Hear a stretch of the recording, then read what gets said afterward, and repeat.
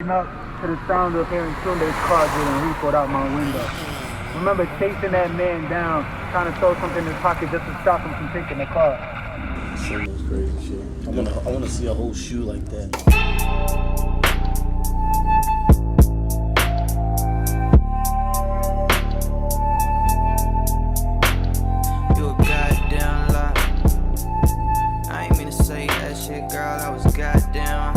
We know our why. Our why is like we want to try and figure out how we can create some shoes that are for the city, that are living and breathing a reflection of the city that kids will want. We were just doing a lot of just research back end, researching like just Reebok and all the stuff that really got us into it when we were growing up.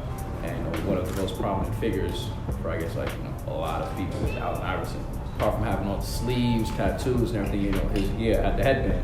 And he would have his headband on upside down. And so that was kind of something that we kind of wanted to bring to what we were doing because everything that we do also has that feel to it. Like we look at everything from a traditional standpoint and try to find another way to do it. Our first artist that brought us all together, his name was Rory. He was like 15, 16 at the time, and his mom was a nurse, so his mom would do like overnight shifts. So every time his mom would go to work, I live downtown, so he'll hop on a MARTA to come to my spot. It's literally like 11 p.m. underage kid risking his life to come to the studio, and like that for us was like kind of the start of it. So it was just like, yo, how can we incorporate the MARTA into what we're doing?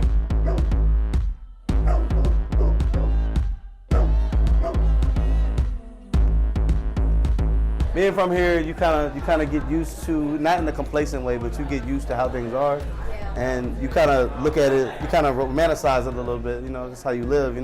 I think of riding the MARTA. I think of waiting on the MARTA forever. I think of a lot of happy times. Just happy people. I look back at like every year of my life as a child, I had Reeboks. So, and I had the ones that I designed. I had the classic leathers with the gum bottom. Initial meeting, we spent like 3 hours, like just going over ideas. Nothing was set in stone. Everything happened everything it seemed like it happened all in like 2 days. So my shoe, I had already an idea for it, and they kind of gave me some intel before we even had the meeting. They was like, you're gonna get the classic leather, you can get the gum bottom, and you get the white bottom. I was like, gum bottom, you know what I'm saying? Let's do the gum bottom. The graffiti on the side, on the inside, and all that. That's just the culture, and then I hand drew that, believe it or not. I know it looks like but that's hand drawn, so it makes you feel like you're a kid again at a Foot Locker, going to get those brand new Reeboks, you know what I mean? For school, for anything,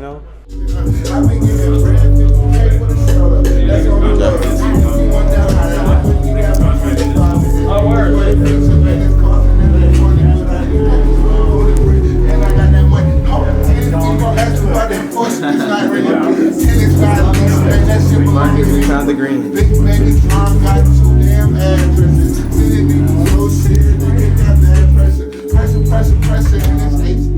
If you had to describe the guys of Love Renaissance, what would you say?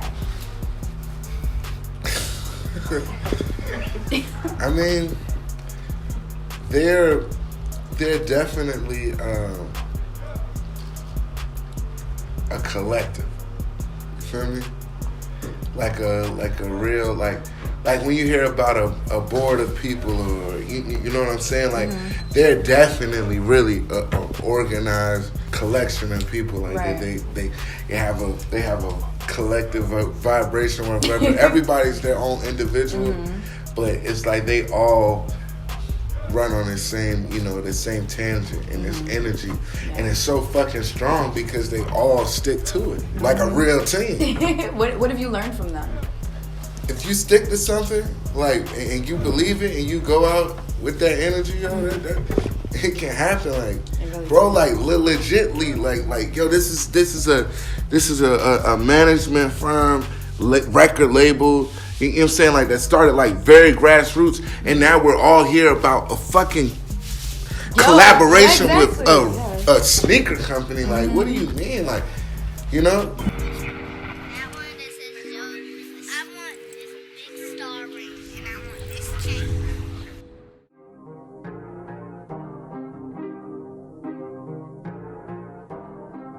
It's almost aspirational. It's like, you know, it's a luxury piece. You know that it's something that you have to work in order to get. So it's almost as important as buying your first car. It's like, where are you going to get your first piece of jewelry from?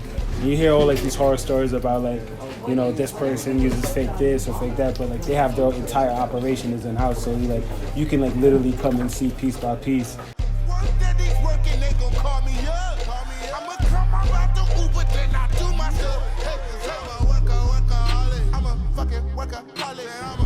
Jewelry, as gaudy as it can be, or as simplistic and just, you know, significant as it could, like this means something to me.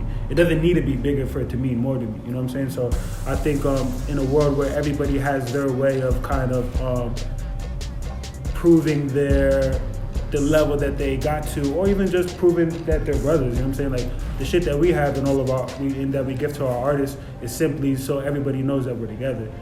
We knew our parents came over here with nothing in their pocket, and we knew where they came from before that. So the whole idea of like how you're raised is like, you better have more than your family had before you. And if you don't, then, not to say you're a failure, but you're a failure.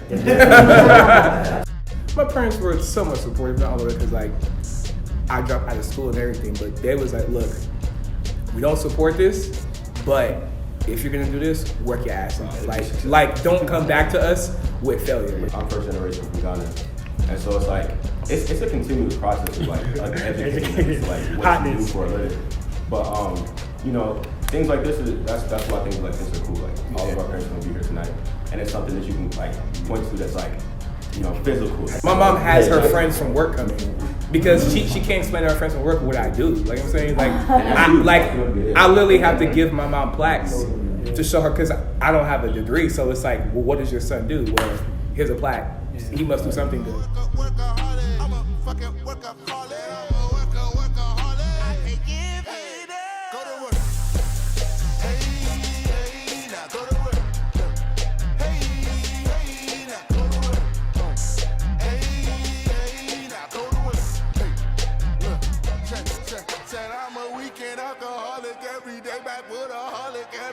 See a holic, I can't hate, but I'm a morning alcoholic. Be that early bird aholic, change the fucking world aholic. I can hey, 'cause 99 in a half is not a bug. I been keeping shit 100, I deserve a stud. Some my renters pay my credit, go up every month. I work hard so I can purchase what the fuck I want. Hey, my hands got talent since my back is so.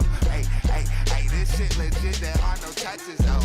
They asking when I'm on stage, why I go berserk. 'Cause every time I step up there, I treat it like I go to work. We made our best moves with no money in our pocket. How are you gonna tell us we're not supposed to be here? How are you gonna tell us that we don't deserve everything that we get? We deserve more than that.